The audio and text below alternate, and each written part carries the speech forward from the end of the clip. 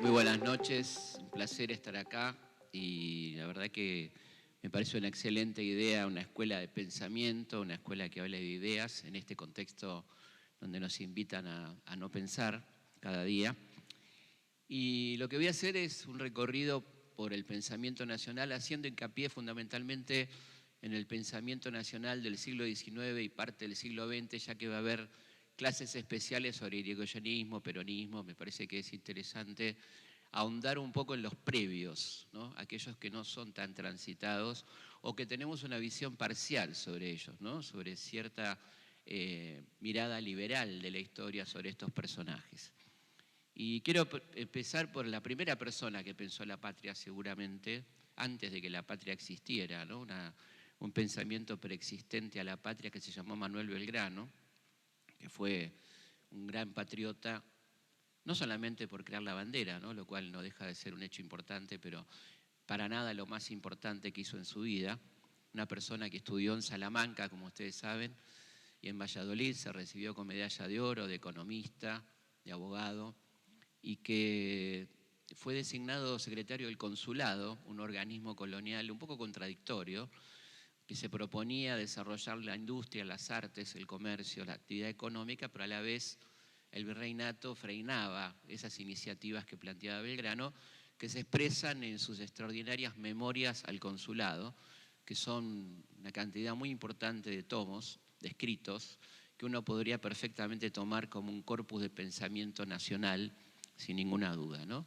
Belgrano se ocupó de temas muy actuales, como por ejemplo la educación pública. Él fue el primero que planteó que el Estado debía hacerse cargo de la educación pública y gratuita y obligatoria, 100 años antes de la ley 1420, ¿no? Fue el primero que habló de cuidado del medio ambiente, de la no contaminación de los ríos, el primero que propuso una reforma agraria. Estamos hablando de la época de la colonia todavía, ¿no? Cuando hablaba de los impuestos a los terrenos baldíos y la entrega a los labradores de aquellas tierras no cultivadas. Y además, el gran promotor de la industria nacional. Fíjense lo que decía Belgrano con respecto a la industria. La importación de mercancías que impiden el consumo de las del país o que perjudican el progreso de sus manufacturas lleva tras de sí necesariamente la ruina de una nación.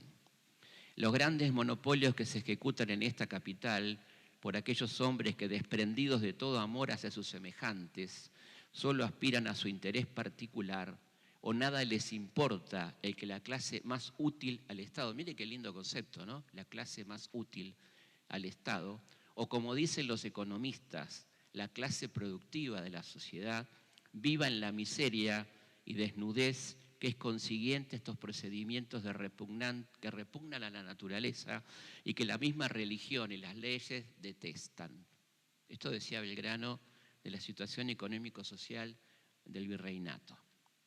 En una memoria del consulado del 1802 decía: todas las naciones cultas se esmeran en que sus materias primas no salgan de sus estados a manufacturarse y todo su empeño en conseguir no solo darles nueva forma, sino aún en atraerlas del extranjero para ejecutar lo mismo y después venderlas. No exportemos cuero, exportemos zapatos. 1802. Bueno, como ven, como decía Leo, digamos, uno de los elementos centrales de la soberanía de un país tiene que ver con su perfil productivo, ¿no? Que por supuesto fue ignorado durante gran parte del siglo XIX y una buena parte del siglo XX. La idea de que éramos un país simplemente exportador de elementos agropecuarios sin darle ninguna importancia a la industria, ¿no? Y también, fíjense ustedes qué interesante, Mariano Moreno, ¿no? Al que siempre la historia liberal se lo apropia. Fíjense lo que decía Mariano Moreno en la Gaceta del 6 de septiembre de 1810. Los pueblos deben estar siempre atentos a la conservación de sus intereses y derechos y no deben fiar más que de sí mismos. El extranjero no viene a nuestro país a trabajar en nuestro bien, sino a sacar cuántas ventajas puede proporcionarse. Recibámoslo en buena hora, aprendamos las mejoras de su civilización, aceptemos las obras de su industria y franquémosle los frutos de la naturaleza, nos reparte a mano llena. Pero miremos sus consejos con la mayor reserva y no incurramos en el error de aquellos pueblos inocentes que se dejaron envolver en cadenas en medio del embelezamiento que les habían producido los chiches y corridos avalorios. Aprendamos de nuestros padres y que no se escriba de nosotros lo que se ha escrito de los habitantes de la antigua España con respecto a los cartagineses que la dominaron. Libre, feliz, España independiente, se abrió al cartaginés incautamente. Viéronse estos traidores fingirse amigos para ser señores, entrar vendiendo para salir mandando. Bueno, y una cosa muy interesante de Mariano Moreno, que es un personaje visto muy sesgado por la historia, que lo tiene por unitario. Vieron que a veces en la escuela secundaria nos hacían esos cuadros extraños, ponían a Saavedra Moreno, ¿no? Moreno unitario, Moreno Rivadavia, Saavedra federal, Saavedra Rosas, en una cosa rarísima, ¿no? Porque ustedes saben que Saavedra jamás escribió una palabra sobre el federalismo, nunca habló de federalismo en su vida, y en cambio Mariano Moreno escribió esto en la esperanza de la conformación de un Congreso, de un poder legislativo que sancionase una Constitución. Dice Mariano Moreno: el gran principio de la federación se halla en que los estados individuales, reteniendo la parte de soberanía que necesitan para sus negocios internos, ceden a una autoridad suprema y nacional la parte de soberanía que llamaremos eminente para los negocios generales, en otros términos, para todos aquellos puntos en que deben obrar como nación. De que resulta que si en actos particulares dentro de su territorio un miembro de la federación obra independientemente como legislador de sí mismo, en los asuntos generales obedece en clase de súbdito a las leyes y decretos de la autoridad nacional que todos han formado. Bueno, vieron que Moreno no era unitario precisamente, ¿no? Y por otra parte, acá hay un elemento muy interesante que tiene que ver con la idea de Moreno en defensa de los pueblos originarios, en defensa de lo local, frente al avasallamiento del Imperio Español, a partir de una frase que lanza muy enojado el virrey del Perú, Abascal, después de la primera derrota que sufren los españoles en la batalla de Suipacha, en un vehemente documento, dice Abascal: los americanos han nacido para ser esclavos, destinados por la naturaleza para vegetar en la oscuridad y el abatimiento. Quien le va a contestar es Mariano Moreno, que le dice: sin que sea vanagloria, podemos asegurar que de hombres a hombres le llevamos mucha ventaja. Podemos afirmar que el gobierno antiguo nos había condenado a vegetar en la oscuridad y el abatimiento, pero como la naturaleza nos había hecho para grandes cosas, hemos empezado a obrarlas, empleando del terreno de la brosa de tanto mandón inerte e ignorante, que no brillaban sino por sus galones, con que el ángel tutelar había cubierto sus vicios y miserias. Y por supuesto no podemos dejar de lado en este recorrido, que va a ser vertiginoso, discúlpenme, pero bueno, por suerte tenemos tanta gente maravillosa en esta historia y estamos tan lejos de ser un país de mierda, ¿no? Así que, discúlpenme, pero hay mucha gente linda para mencionar, ¿no? Por ejemplo, José Artigas, que la historia clásica lo quiere presentar como un prócer uruguayo. Ustedes saben que Artigas nunca se consideró un extranjero a las Provincias Unidas y creó un protectorado que abarcaba las provincias de Buenos Aires, Entre Ríos, Corrientes, Santa Fe, Misiones, donde nombró al primer gobernador indígena de toda América, a Andrés Guausurarí. Tenemos el orgullo de tener en nuestro territorio al primer gobernador y prácticamente único de la historia de América, ¿no? Andrés Guausurarí, que era además hijo adoptivo de Artigas, también conocido como Andresito Artigas. Artigas, luego de las vicisitudes que vivimos en la vertiginosa política postrevolucionaria, de pasar a una junta grande, cuando lo expulsan a Moreno y se derechiza claramente el poder y se va concentrando hacia el directorio, hacia la creación de un poder unipersonal, en medio de la de la presentación de la Asamblea del 13, conducida por Alvear, un personaje del que vamos a hablar enseguida, y se pide que cada provincia mande diputados. Las únicas provincias que eligen sus diputados democráticamente son las del protectorado artiguista. El resto mandan diputados elegidos completamente a dedo. Y estos diputados de Artigas presentan lo que creo que es uno de los primeros programas nacionales populares revolucionarios, en lo que conocemos en el programa escolar como las instrucciones de Artigas. Algunos se acordarán, ¿cierto? Que dicen, entre otras cosas, inmediata declaración de independencia, y esto era muy importante porque estábamos hablando de esas idas y vueltas de los Rivadavia, de los Alvear, que no querían saber nada con la independencia. Hay que recordar cuando Manuel Belgrano crea la bandera el 27 de febrero de 1812, ¿qué pasa? Bueno, Belgrano es reprendido, amenazado con darle de baja del ejército y obligado a guardar esa bandera para siempre, con firma de Rivadavia, castigado y enviado al norte. Rivadavia afortunadamente no deshace la bandera y tampoco se desdice de sus dichos, porque en la carta de Rivadavia, que es tremenda y que tiene que ver con lo que estamos hablando, porque Rivadavia le dice a Belgrano que ha sufrido un exceso de patriotismo injustificado. Estas son las palabras de Rivadavia. Exceso de patriotismo es una frase interesante, ¿no? Bueno, siguen las instrucciones. Constitución republicana. Nada de reyes, porque recordemos que estaban buscando reyes por todos lados, hasta un zar de Rusia, que yo creo que no hubiera abandonado San Petersburgo por Buenos Aires, pero bueno. Y a la vez cada provincia deberá dictar su propia constitución. Libertad civil y religiosa en toda su extensión imaginable. Fomento y libertad de comercio entre las provincias. Igualdad de todos los ciudadanos. Gobierno central con respecto a las autonomías provinciales. Esto es fundamental. Establecimiento de la capital fuera de Buenos Aires. El Congreso no puede conceder al Ejecutivo Nacional y las legislaturas provinciales facultades extraordinarias ni la suma del poder público. Por supuesto que Buenos Aires no acepta esto y comienza la guerra contra Artigas, ¿no? Los diputados artiguistas son rechazados con una serie de artilugios, justamente acusándolos de no haber sido electos conforme a las normas, y realmente son los únicos electos respecto a la forma. Además, Artigas tiene un criterio muy americanista, muy de respeto por los pueblos originarios. Miren qué interesante este documento, donde habla de este punto, donde dice: es preciso que a los indios se trate con más consideración, pues no es dable cuando sostenemos nuestros derechos excluirlos del que justamente les corresponde. Su ignorancia e incivilización no es un delito reprensible.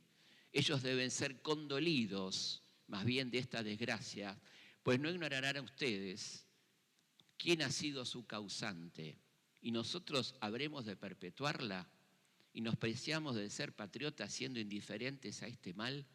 Por lo mismo es preciso que los magistrados velen por atraerlos, persuadirlos, convencerlos, y con obras mejor que con palabras acrediten su compasión y amor filial. Además, bueno, ustedes saben que Artigas plantea la reforma agraria y la lleva adelante, ¿no? En lo que fue el extenso protectorado, y hace una política realmente americanista, y por eso esa lucha tan denodada de Buenos Aires contra el querido Artigas.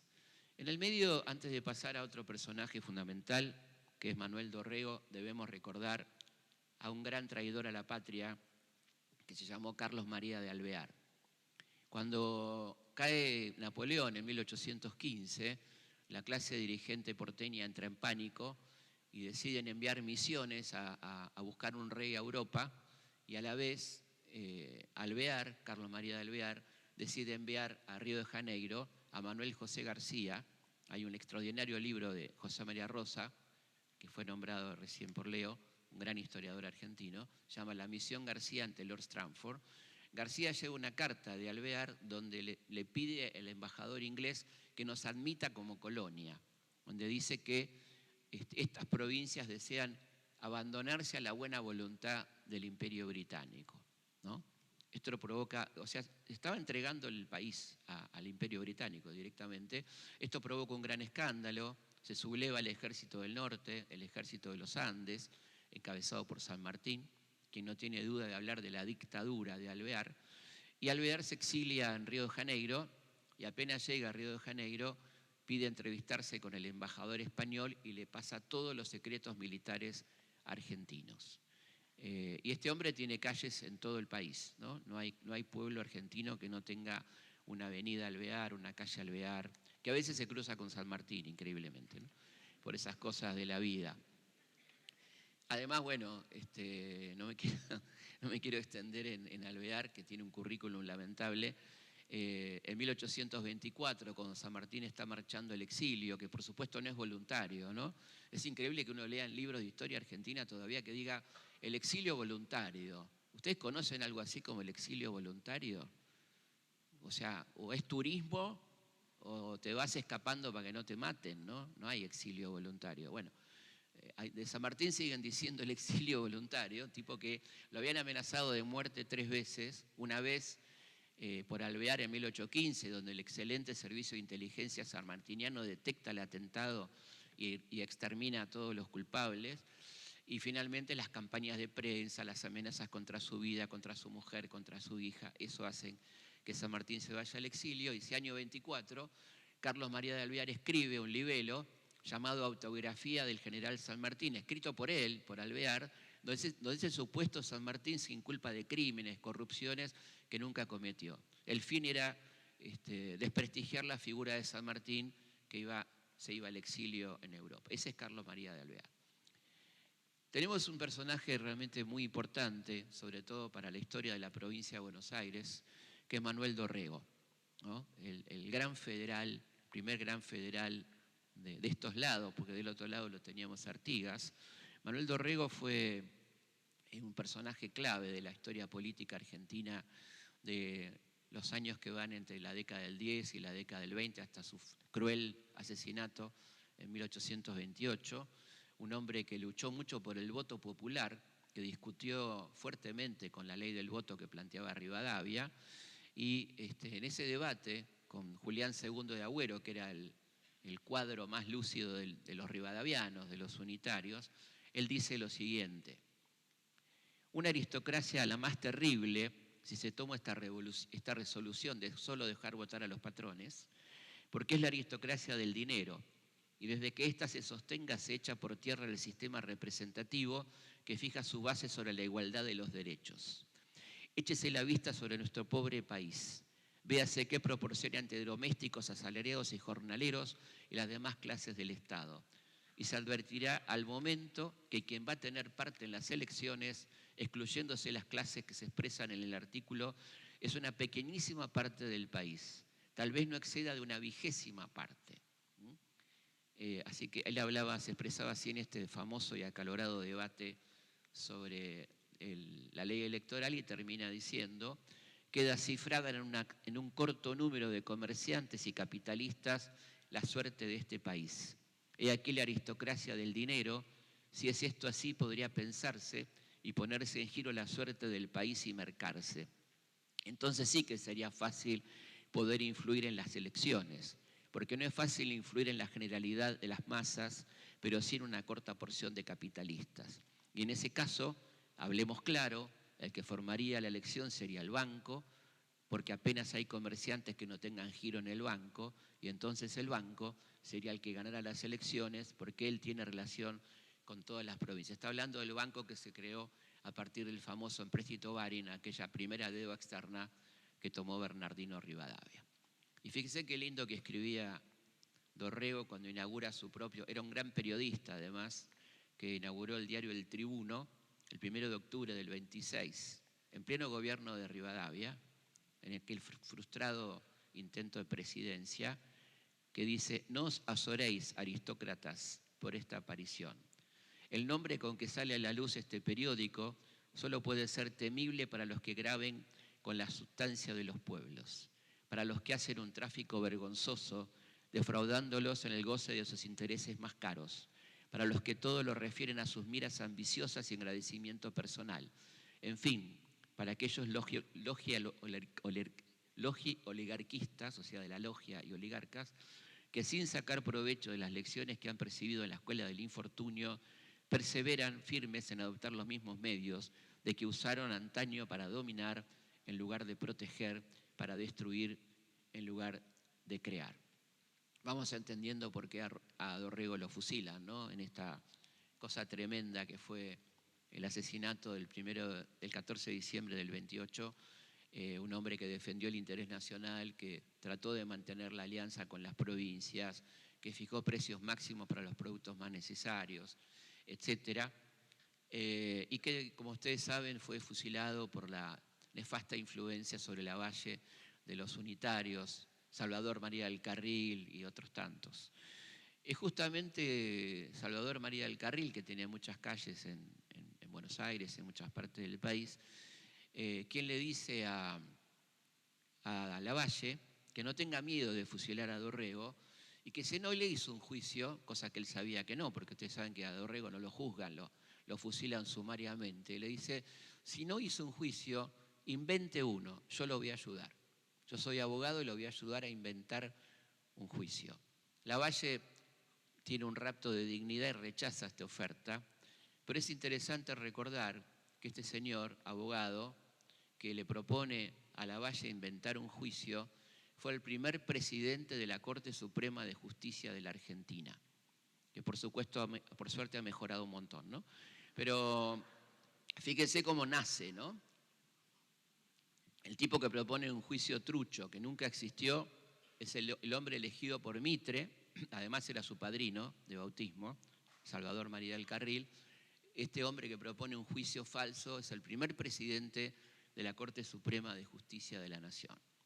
Por supuesto, vendrá Juan Manuel de Rosas, ¿no?, con su política de defensa de la soberanía nacional, expresada en varios puntos. Primero, en lo que tiene que ver con la ley de aduanas, una ley que protegía fundamentalmente la producción local de productos nacionales, y luego desde ya con las dos acciones contra la agresión a nuestro país, ¿no?, el bloqueo francés, que fue realmente muy duro, y el bloqueo anglo-francés, que es un hecho curioso, porque fíjense que Francia e Inglaterra eran dos potencias que se habían matado durante 100 años, la famosa Guerra de los 100 años, y la primera alianza que realizan es contra la Argentina, contra la Confederación Argentina en aquella invasión impresionante de 1845, que termina siendo repelida entre la batalla de la Vuelta Obligado, Quebracho, y que a pesar de que logran pasar, después de esa heroica defensa nacional con las cadenas, con los botes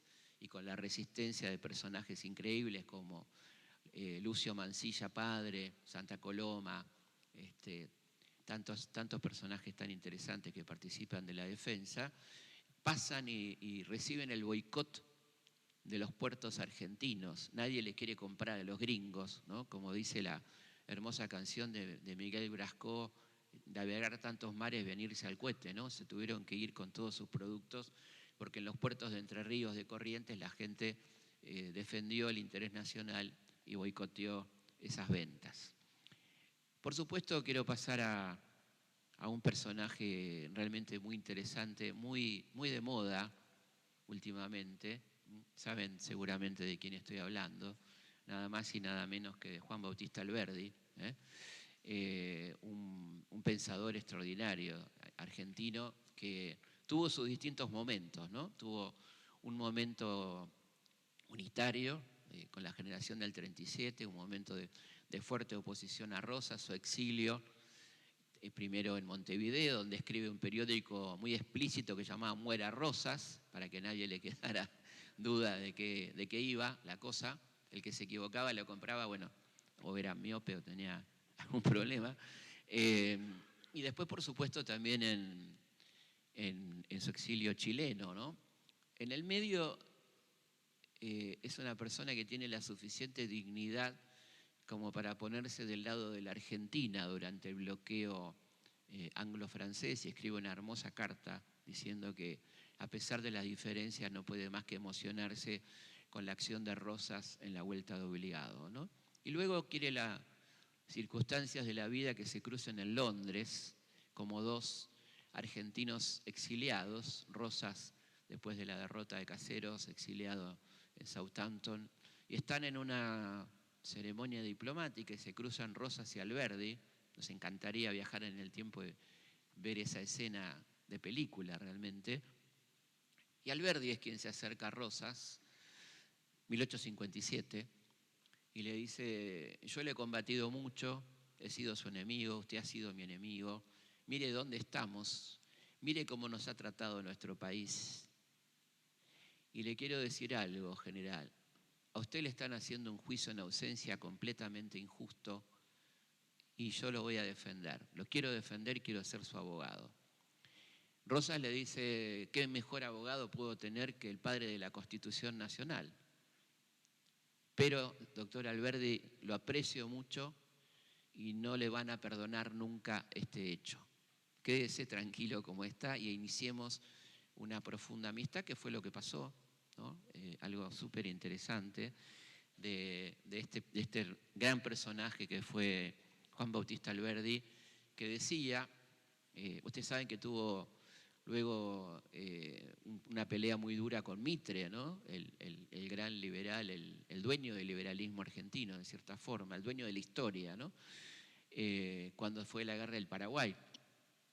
Alberdi se pone del lado del Paraguay, entendiendo que la guerra es una guerra fratricida, injusta, y lucha por el pueblo paraguayo, en defensa del pueblo paraguayo. De hecho, esto le vale que lo expulsen del servicio diplomático, que se quede sin trabajo, anclado en París, teóricamente, directamente.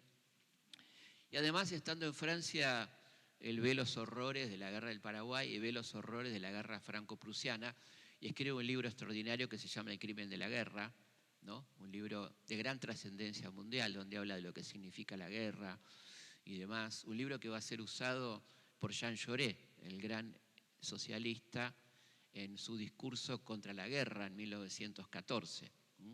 Y al salir de ese discurso lo matan a Jean Jaurès, y ese discurso se basó casi íntegramente en el libro de este argentino, este tucumano célebre, que fue Juan Bautista Alberdi, ¿no?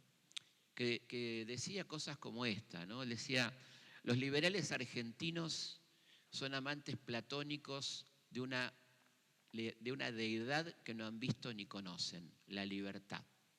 Para ellos el adversario político es enemigo que merece la persecución, la muerte o el destierro. Esto decía Alberdi de los liberales argentinos, ¿no? Vale la pena entonces poner a Alberdi en el lugar que corresponde, una persona que siempre dijo, y es muy interesante ya que se puso de moda el libro Bases, se los recomiendo enfáticamente, van a ver que hay ahí un concepto muy potente ya en las primeras hojas del libro Bases, las bases, que fue la base de nuestra Constitución Nacional, donde Alberdi dice claramente: no existe la libertad si no hay equidad. No existe la libertad si no hay equidad. La libertad sin equidad será solamente el abuso de la clase dominante sobre los demás desposeídos.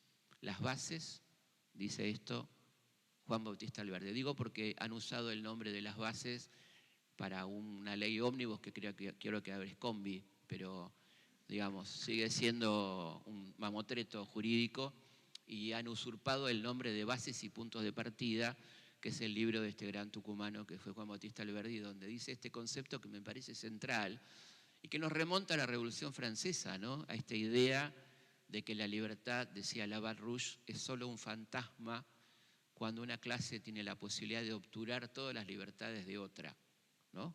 Es decir, la libertad en sí misma no es más que una expresión de deseos o un elemento propagandístico, ¿no?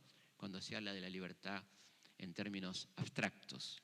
Así que fíjense ustedes qué interesante Alberdi, qué distinto al Alberdi que nos pintan del laissez-faire, laissez-passer, ¿no? Del Smith solamente, aunque Adam Smith, como ustedes saben, también es un tipo muy interesante, ¿no? El pope del liberalismo es una persona que decía, siguiendo a Locke, que fue uno de los grandes teóricos liberales, la Revolución Inglesa es una revolución que deberíamos leer con más atención. Vieron que tenemos una formación muy francesa, nosotros, muy afrancesada académicamente, donde parece ser que la única revolución fue la francesa, ¿no? Pero esa revolución hubiera sido imposible sin dos revoluciones previas de carácter nacional, de carácter institucional, que fueron la Revolución Inglesa de 1648 y la Revolución Norteamericana de 1776, donde se habla de división de poderes, donde John Locke, el más grande teórico, el primer gran teórico del liberalismo, dice: si el reino cumple con sus deberes básicos, brindar seguridad, educación, salud y protección a su pueblo, el pueblo tiene derecho a la rebelión. John Locke, estamos hablando del siglo XVII, ¿no? La época de Shakespeare, para que nos ubiquemos. De ahí va a venir luego la Revolución Norteamericana, ¿no? Que va a tener mucho de este espíritu de lo individual y la defensa de los derechos humanos. De hecho, el primer manifiesto de derechos del hombre lo escribe Thomas Paine en el marco de la Revolución de los Estados Unidos, ¿no? Después vendrá la Revolución Francesa, pero estos antecedentes son muy interesantes, ¿no? Y en el medio está el escrito de Smith, donde habla también de la obligación del Estado para con los ciudadanos. En ningún momento Smith plantea que los particulares pueden hacer lo que quieren, sino que hay un Estado que debe regular y que tiene, dice, el único sentido de la existencia del Estado es el cumplimiento de sus funciones básicas, ¿no? Digo esto porque se nos da una idea de que el liberalismo es que cada uno haga lo que quiera y particularmente los más poderosos. Esto no lo van a encontrar en Adam Smith, que es el padre del liberalismo, ¿no? Bueno, siguiendo con el recorrido vertiginoso, me gustaba también nombrar a Carlos Pellegrini, que es una persona, por supuesto, del régimen, ¿no? Pero que es una persona que se da cuenta que el régimen tiene una debilidad muy potente, un poco en la línea de lo que decía Leo, ¿no? Él decía: el gran peligro de este país tan aparentemente próspero, decía Carlos Pellegrini, en medio de una crisis, de las tantas crisis que tuvo la Argentina, una crisis muy potente en 1874, cuando él crea el Club Industrial.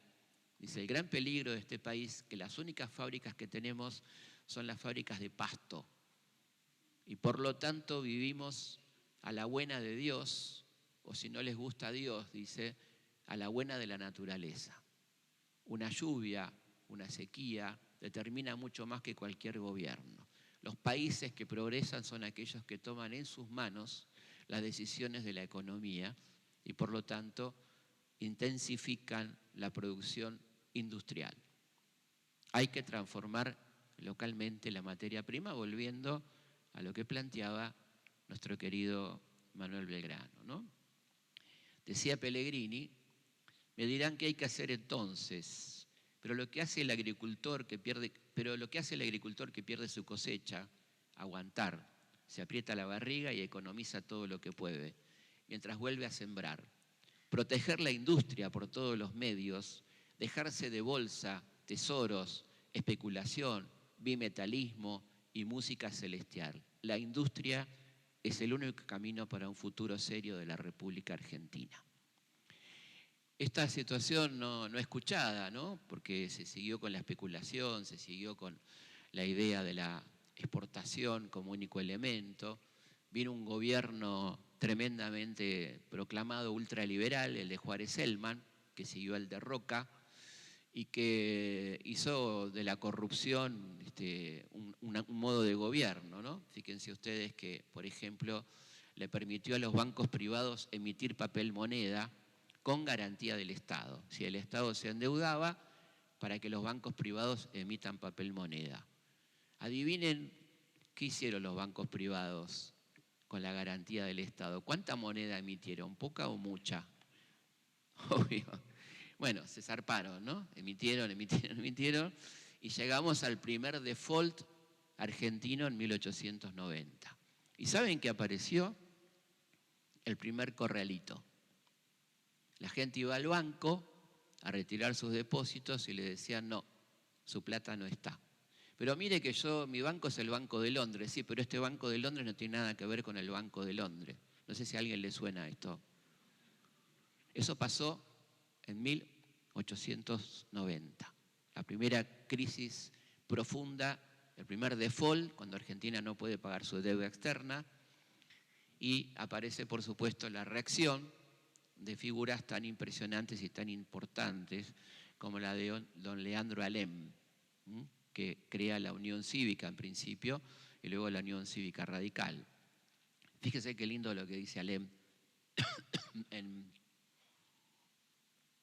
uno de los lugares más grandes que tenía Buenos Aires, que era el Jardín Florida, una cancha de pelota paleta, que en ese momento era el deporte más popular de Buenos Aires. En ese día, en el famoso mitin de Florida, dice Leandro Alem: ¿qué hacen estos sabios economistas? Muy sabios en la economía privada para enriquecerse ellos. En cuanto a las finanzas públicas, ya veis la desastrosa situación a la que nos han traído. Es inútil. No nos salvaremos con proyectos ni con cambios de ministros. Y expresándome con una frase vulgar, esto no tiene vuelta. No puede haber buenas finanzas donde no hay buena política. Buena política quiere decir respeto a los derechos. Buena política quiere decir aplicación recta y correcta de las rentas públicas. Buena política quiere decir protección a las industrias útiles y no especulativas, aventureras, para que ganen los parásitos del poder. Buena política quiere decir exclusión de favoritos y de emisiones clandestinas. Pero para hacer esta buena política se necesitan grandes móviles, se necesita buena fe, honradez, buenos ideales, se necesita una palabra: patriotismo. Pero un patriotismo se puede salir con la frente altiva, con la estimación de los conciudadanos, con la conciencia pura, limpia y tranquila, pero también con los bolsillos livianos. Ahí está llamando Leandro, atiéndanlo. Y con patriotismo no se puede tener troncos de rusos a pares. Los troncos de rusos eran los carros más lujosos. Antes del automóvil, estos carros súper lujosos que usaba la élite, con caballos traídos de Rusia en algunos casos. Mirá que teníamos caballos acá. Y con patriotismo no se puede tener troncos rusos a pares, palcos en todos los teatros y frontones, no se puede andar en continuos festines y banquetes, no se puede regalar diademas de brillantes a las damas, y la fuerza que deberían utilizar en bien de la patria o de su propia familia la malgastan en otros asuntos. Esto decía Leandro Alem en 1890, palabras que nos suenan bastante actuales, ¿no? Luego vendrá la creación del radicalismo, que como ustedes saben en sus orígenes fue profundamente revolucionario, con el eslogan de abstención revolucionaria, no participar en elecciones hasta tanto el fraude termine, hasta que no haya elecciones limpias, ¿no? Vendrá la revolución del 90, la revolución del 93, la revolución del 5, revoluciones armadas, donde una parte del ejército participa de estas revoluciones con el fin de terminar con el fraude y la corrupción del régimen roquista, del régimen oligárquico que estaba en el poder. Y acá viene un punto muy importante de lo que decía Leo. Estamos entrando al siglo XX y antes de hablar de nuestro querido Manuel Ugarte, me parece que es interesante plantear una cuestión en torno a la riqueza de la Argentina, séptima, quinta, no se ponen de acuerdo en qué número de potencia estábamos, mundial. Efectivamente, la Argentina tenía, en términos de números, básicamente de PBI, una cifra muy impresionante, y se usaba el término estadístico del ingreso per cápita, que ustedes saben que es dividir el PBI por la cantidad de habitantes, ¿no? En un nivel de socialismo que no se le ocurrió ni a Marx ni a Bakunin, ¿no? Digamos, en ese sentido, ganaría lo mismo un obrero que Macri, supónganse, en esa división automática del ingreso del PBI, que por supuesto no era así para nada. Y es curioso porque el propio gobierno de Roca hace dos cosas que van a denunciar esta miseria en el granero del mundo. Es decir, era un país rico con gente que se moría de hambre, ¿no? Esto se ve primero con la sanción de la ley Richeri, la ley del servicio militar obligatorio, que en 1902 tiene la primera conscripción y hay que hacer la revisación médica. Y se ven en las cifras, en la zona más rica, en la zona pampeana, de la Pampa húmeda, Buenos Aires, la Pampa, sur de Córdoba, Santa Fe, un rechazo del 40% de los varones de más de 20 años por inanición y por no dar la talla ni el peso. Y en el NOE y en el NEA del 62 y el 63%. Esa era la realidad del país rico, la Argentina. Y la otra, que es más fuerte todavía, queda expresada en un informe oficial del gobierno argentino encargado a Vialet Macé, que recorre todo el país reportando los trabajos, las viviendas, las condiciones laborales, las condiciones de salud de la población. Es un informe lapidario que se publica en el año 1904 con las vistas a una ley laboral que nunca se aprobó, ¿no? Pero esa es la realidad del supuesto granero del mundo de la Argentina rica de principios de siglo. En este contexto, obviamente van a surgir muchas rebeliones, algunas que tienen que ver con el movimiento obrero organizado, otras con la política, que van llevando a que la élite empiece a pensar en alguna apertura de válvula, ¿no? Que va a ser la ley electoral, evidentemente, la ley Sáenz Peña, la que va a permitir finalmente la llegada al radicalismo. Antes de esto aparece en nuestro horizonte un personaje sepultado por la historia oficial, no digamos olvidado, sepultado directamente, que se llamó Manuel Ugarte, ¿no? Un descendiente directo de Dorrego, de la familia Dorrego, miembro de una familia muy rica.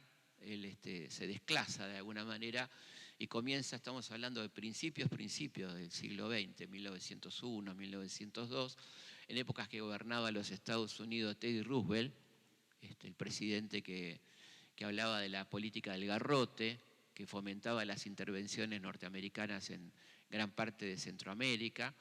Bueno, Ugarte inicia su campaña hispanoamericana. Fíjense qué interesante que utiliza el término hispanoamericano, ¿no? Y recorre país por país, denunciando a los Estados Unidos, denunciando el imperialismo y proponiendo que la única salida era la unidad latinoamericana, ¿no? En un libro extraordinario que se llamó El destino de un continente. Es tan importante la acción de Ugarte, es tan fuerte lo que hace Ugarte en épocas donde no existía ni YouTube ni ninguna red social. El tipo llegaba a los países y había 5.000 personas esperándolo, que los Estados Unidos deciden enviar al secretario de Estado, al Kissinger de la época, que se llamaba Knox, que hoy le da nombre a Fort Knox, donde está el Tesoro de Estados Unidos. Knox se adelantaba a los viajes de Ugarte, contrataba todos los teatros para que no tenga lugar para dar conferencias y hacía campañas de prensa en contra de Ugarte, a pesar de lo cual Ugarte daba conferencias en las plazas de toros, donde podía, y reunía 5.000, 6.000 personas en México, en Perú, en todos lugares donde iba, al punto tal, y esto realmente es muy curioso, es tal el despelote que arma Ugarte con la denuncia a los Estados Unidos, que la Universidad de Columbia lo contrata para dar conferencias. Lo llevan a Nueva York para que dé cátedra en Columbia a ver por qué está tan en contra de la política imperial de los Estados Unidos. Este Manuel Ugarte, el personaje que nos representa en la Segunda Internacional de Ámsterdam, él era miembro del Partido Socialista. Cuando llega a Ámsterdam y se da cuenta que el socialismo tiene un carácter completamente cerrado en su concepción del internacionalismo y que no acepta las ideas del pensamiento nacional, se enoja mucho cuando ve el documento final de la conferencia de Ámsterdam, que no condena el intervencionismo europeo en Europa, en Asia, en América Latina, y vota en contra. Él tenía 2 votos porque representaba a América Latina y junto al representante francés Jean Jaurès, uno de los pioneros del socialismo nacional, son 3 votos en contra de la conferencia de Ámsterdam, lo cual honra a Ugarte, quien habla de que hay que defender el socialismo en cada lugar según el pensamiento y la idiosincrasia de cada país. Dicho esto, a principios del siglo XX. Cuando llega a Buenos Aires, el Partido Socialista lo echa por esta cuestión y se bate a duelo con Alfredo Palacios, ¿no? Fíjense qué novela, ¿no? Estamos contando, porque esto es verdad, ¿no? Finalmente el duelo no se puede realizar porque la policía se lo prohíbe. Seguían bastante calentitos los dos y se embarcan rumbo a Montevideo para tirotearse en Montevideo, pero tampoco se lo permiten y bueno, finalmente terminan los 2 expulsados del partido. Ugarte por haber votado en contra en Ámsterdam y Palacios por haber recurrido a un método burgués, que era el duelo. Así que los 2 son echados del Partido Socialista, pero Ugarte, la verdad que un personaje maravilloso. Vamos seguramente a pasar, si ustedes lo disponen, en algún momento de la película, que tiene como protagonista a Leo Sbaraglia y a Natalia Oreiro, porque además Ugarte tuvo un gran amor en Uruguay, que fue la poetisa Delmira Agostini, y Natalia le pone el cuerpo Adelmira. Decía Ugarte: la patria, el patriotismo y la bandera son para la clase que suda por el mendrugo diario cuestiones respetables pero secundarias. Cuando anota que por encima del amor a un solo pedazo de tierra debe primero el amor hacia la humanidad. Bien sabemos todos que la patria no se hace con una afirmación obstinada, por lo que el Partido Socialista disminuye en su actitud no es solamente la envoltura vistosa, sino la columna vertebral de la idea, porque al defender la indiferencia y el renunciamiento alrededor de la bandera, ponen en peligro los destinos futuros de la nación. Solo hay un destino, y ese destino es América Latina. Esto decía Manuel Ugarte allá por 1902. Bueno, por supuesto podríamos entrar a hablar sin duda de Hipólito Yrigoyen, ¿no? que una vez en el poder es el primer presidente electo por el voto popular, y hay que decir que Yrigoyen presenta muchísimos proyectos muy interesantes, pero tiene en contra gran parte el Parlamento, ¿no? O sea, muchas cosas de las que propone Yrigoyen, por ejemplo, nacionalizar los ferrocarriles, crear un barco industrial, un banco que financie el desarrollo de la industria, no son aprobados, pero sí hay que recordar algunas cosas muy interesantes que se dan durante el gobierno de Yrigoyen, como por ejemplo la reforma universitaria de 1918, ¿no? Que tiene un sesgo muy nacionalista latinoamericano, ¿no? Una de las fuentes primarias de ese pensamiento tiene que ver con la Revolución Mexicana. Fíjense que cuando hablamos de la historia del siglo XX, inmediatamente, y decimos revolución, por esta formación tan europea que tenemos en la cabeza, vamos a la Revolución Rusa. Pero 7 años antes de la Revolución Rusa, con ideas tan potentes como patria y libertad, ¿no? Patria y tierra y libertad, salen de las palabras de Zapata, de Pancho Villa, en esos manifiestos de la Revolución Mexicana, el laicismo, la idea de la reforma agraria, todo eso está presente en la Revolución Mexicana, que tiene una impronta muy nacional, muy local, muy potente, ¿no? Que los jóvenes de Córdoba van a tomar en el manifiesto Liminar de 1918, redactado en parte por Manuel Ugarte y por Deodoro Roca, está presente toda esta impronta de lo nacional, de lo popular, y que la universidad debe ser para todo el pueblo, ¿no? Que la gente tiene que acceder a esa universidad. También Hipólito Yrigoyen defiende a América Latina en cuestiones como la invasión a Nicaragua, como la invasión a Santo Domingo, se opone al predominio de los Estados Unidos sobre nuestra región. Y después, saltando en el tiempo, me parece que hay un momento muy importante dentro de un contexto tremendo que fue la década infame, que es el surgimiento de Forja, ¿no? Fuerza Orientadora Radical de la Juventud Argentina, donde un grupo de jóvenes radicales, disconformes con la actitud del partido. Ustedes saben que el golpe del 30 vuelve a poner el fraude muy interesante, ¿no? Porque dicen los fraudulentos del 30, el fraude patriótico. Hacemos fraude para que no vuelva al poder la chusma radical, ¿no? Hacemos fraude por la patria, digamos. En ese contexto, además, hay un gobierno tremendamente entreguista, que es el gobierno del general Justo, con el vicepresidente Julio Argentino Roca, hijo de su padre, ¿no? del general Roca, que frente a un contexto como fue la crisis mundial del capitalismo de 1929, ustedes saben que Inglaterra decide cerrarse sobre sí misma y comprarle a sus colonias y excolonias y excluir a semicolonias como la Argentina, ¿no? Esto pone realmente histéricos a los ganaderos argentinos, que mandan a Londres al vicepresidente Julio Roca a firmar un pacto con el secretario de Comercio inglés, Sir Walter Runciman, y se firma el pacto Roca-Runciman. Un pacto verdaderamente vergonzoso, porque la Argentina cedía todo y obtenía muy poco. ¿Qué cedía? La libre importación de productos británicos, el monopolio de los transportes de la capital, y una cláusula realmente increíble que decía que el comercio y la producción de carnes enfriadas debían quedar exclusivamente bajo empresas norteamericanas y británicas, y que se reservaba para la Argentina, esto no es joda, esto es en serio lo que voy a decir, aquellos frigoríficos que no tengan fines de lucro.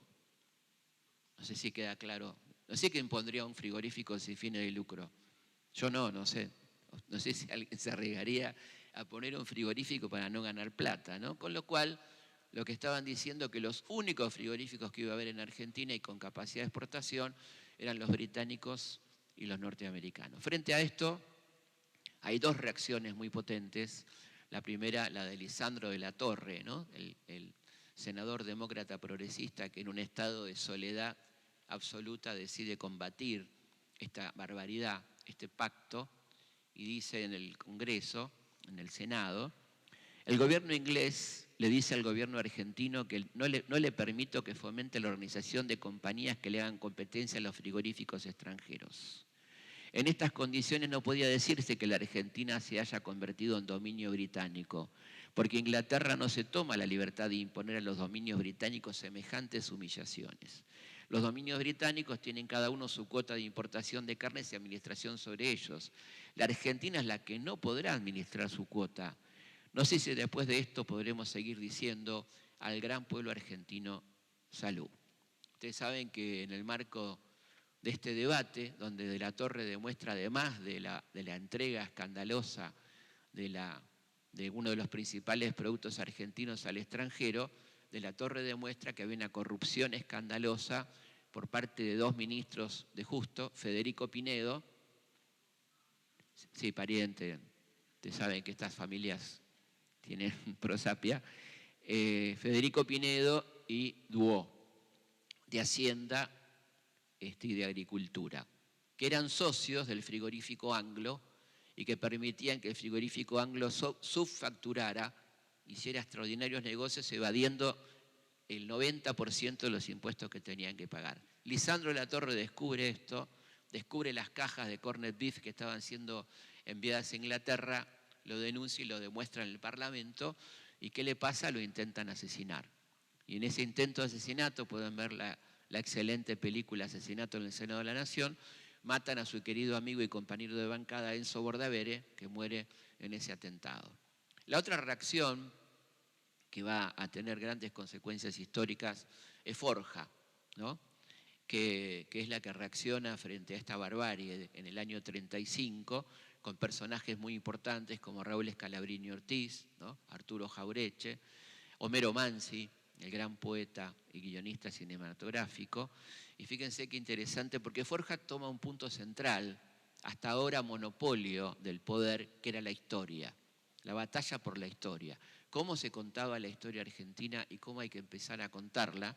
Y dice este documento redactado por Mansi, justamente, la historia es un arma para manejar a los pueblos, para someterlos a los designios de los vencedores, para impedir toda acción libertadora, para dividir y confundir a las corrientes de opinión.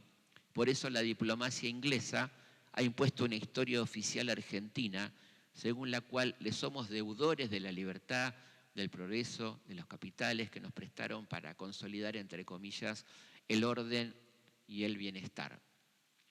Forja, al denunciar el carácter de la gestión del actual gobierno y la ineficacia de sus opositores parlamentarios, acusa a las autoridades de la Unión Cívica Radical por mantener silencio ante la gravedad de los siguientes problemas. Creación del Banco Central de la República Argentina y el Instituto Movilizador de Inversiones Bancarias. Preparativos para la coordinación de transporte. Creación de juntas reguladoras. Bueno, sigue con todo lo que hizo el gobierno de Justo y la traición de Alvear, el otro Alvear, ¿no? Marcelo Torcuato, que es el nieto de Carlos María, en torno a lo que era la conducción radical. Forja va a ser un elemento central en la consolidación del pensamiento nacional con figuras señeras como Raúl Scalabrini Ortiz, un hombre que se dedicó a trabajar científicamente en la investigación de los ferrocarriles británicos, demostrando cuánto daño habían hecho esos ferrocarriles británicos a la historia argentina, señalando, por ejemplo, cómo los ferrocarriles decidían qué zonas desarrollar y qué zonas no, según las tarifas ferroviarias, ¿no? Si había elementos de competencia propia, y pone un ejemplo extraordinario, que es el ejemplo del petróleo. Todos sabemos o creemos saber que el petróleo argentino nace en 1907 con el descubrimiento en Comodoro de petróleo. Esto no es así. Las primeras fuentes de petróleo argentino son de 1865 en San Juan, Tucumán y Jujuy. Y durante la década del 80, cuando ya teníamos ferrocarriles, y la década del 90, Inglaterra se niega a trasladar petróleo, porque competía con el petróleo que ellos nos importaban a nosotros. Es decir, que el retraso de más de 40 años del desarrollo de la industria petrolera tiene que ver con la decisión británica de los fletes británicos, ¿no? Y lo pone Scalabrini como un ejemplo extraordinario y puntual de cuánto influyó el Imperio Británico a través de los ferrocarriles, ¿no? Bueno, Scalabrini se dedicó su vida al estudio de la influencia británica en nuestro país. Arturo Jauretche es otro personaje del que se van a cumplir el 25 de mayo de este año, se cumplen 50 años de su muerte, ojalá que nos acordemos y le hagamos el homenaje que se merece. Fue uno de los primeros grandes divulgadores de la historia, una persona que se dedicó en su manual de sonceras a enseñarnos las cosas que se han dicho y que quedaron como lugares comunes, ¿no? Algunas que son muy graciosas, muy sencillas, cuando él dice, por ejemplo, Domingo Faustino Sarmiento no faltaba a la escuela ni aún los días de lluvia. Y dice, seguidamente Jauretche, ¿no? San Juan tiene el régimen de lluvia más bajo del país. Punto. ¿No? Y dice, si nos mienten con estas pelotudeces, él dice una palabra más fina, ¿cómo nos van a mentir con cosas mucho más grandes, ¿no? Si nos mienten con que el niño no faltaba a la escuela los días de lluvia, donde una ciudad donde no llueve nunca, imagínense las otras mentiras, ¿no? O el mal de la Argentina es la extensión, que se ha dicho mucho. La Argentina tiene clima templado. ¿Dónde? ¿En qué lugar tiene clima templado? Bueno, estamos viendo, ¿no? Ahora mismo. Es decir, toda una cantidad de cosas. La Argentina es un país blanco, ¿no? Cosas que se han dicho, repetido durante generaciones. Bueno, Jauretche se encargó de demitificar todas estas cosas con un análisis realmente profundo, el análisis de la inteligencia, ¿no? Lo que implicó cierta intelectualidad argentina. Bueno, un hombre fundamental del pensamiento nacional, muchos de los cuales van a confluir luego en el peronismo, ¿no? Que va a ser evidentemente un momento muy importante de construcción lenta de una nueva forma de pensamiento. Digo esto porque ustedes saben que el peronismo no arranca con un pensamiento histórico revisionista. Esto se va a construir a lo largo del desarrollo del peronismo cuando vaya necesitando justificar sus acciones de carácter de nacionalismo económico, por ejemplo, ¿no? Pensemos, por ejemplo, en la nacionalización de los ferrocarriles. ¿Qué nombre le ponen al Perón a los ferrocarriles? Mitre, Urquiza, Roca, Sarmiento, ¿no? Bueno, obviamente, por suerte, San Martín y Belgrano. Pero digo, había todavía, hasta en Perón, una fuerte impronta del mitrismo como elemento de enseñanza de la historia que luego va a cambiar. Y fíjense que el revisionismo histórico cobra fuerza más bien a la caída de Perón. Es peronista y tiene mucho que ver con el peronismo, pero cobra mucha fuerza, sobre todo cuando la Revolución Libertadora se apropia de la historia, y ojo con apropiarse de la historia, cuando dice Lonardi, ni vencedores ni vencidos, parafraseando Urquiza. ¿Qué hizo Urquiza después de decir ni vencedores ni vencidos? Fusiló 500 personas en Caseros, ¿no? ¿Qué hizo la Libertadora? Bueno, fusiló un poco menos, bastante menos, pero también, ¿no es cierto? Hubo vencedores y vencidos. Entonces ahí arranca una puesta en valor de la historia argentina a partir del revisionismo con personas que nombró Leo fundamentales, José María Rosa, Hernández Arregui, una persona que venía del radicalismo, que pasó por Forja y termina siendo un puente entre cierta izquierda nacional y una nueva construcción de la historia. Jorge Abelardo Ramos, que tuvo sus extraordinarios debates con un gran historiador de la izquierda que fue Milcíades Peña, ¿no? Debates históricos y profundos, que van a llevar a una reelaboración de la historia en una etapa muy particular de la historia argentina que va de los 60 a los 70, con la conformación de las cátedras nacionales durante la época de Onganía, ¿no? Una conformación de un pensamiento frente a esa extranjerización potente que se estaba planteando en un momento de convulsión mundial, la Revolución Cubana, el Mayo francés, bueno, todo eso que está pasando, y la juventud argentina que vuelve a mirar hacia el pensamiento nacional en torno a los 70 con un fuerte interés por la historia argentina, con grandes libros, grandes autores. Estoy pensando, por ejemplo, en Eduardo Astezano, que fue un gran autor de de historia del pensamiento nacional, que reivindica nada más y nada menos que Alberdi, ¿no? Un gran libro sobre Alberdi de Astesano. De manera tal que ahí aparece entonces una nueva necesidad de lectura de la historia argentina en los jóvenes de los 70, que van a ayornar y van a necesitar insumos para ese momento tan particular de cambio en la historia argentina, ¿no?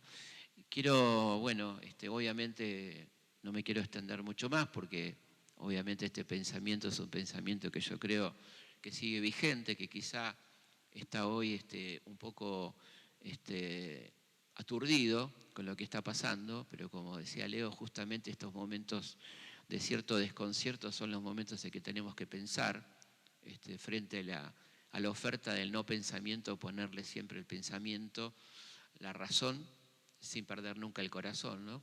Como decía el querido Carlitos Gardel, persona muy importante también para la cultura argentina, ¿no? Y creo que este pensamiento excede entonces solamente el marco de los grandes pensadores, porque también está en nosotros, ¿no? Está en nuestra cultura, está en nuestro cine, está en nuestros libros, en nuestras canciones, en nuestros autores. Todo esto que hoy aparece como en peligro y que tenemos que cuidar y defender. El pensamiento nacional no es solamente el que está en los libros, sino todo aquello que constituye nuestra identidad, que es una identidad maravillosa, es una identidad muy clara, la identidad argentina, la identidad que nos emociona en un partido de fútbol, pero también en una película, en una canción, en un libro, en todo aquello que tiene que ver con nosotros y que vamos a defender, caiga quien caiga y cueste lo que cueste. Muchísimas gracias.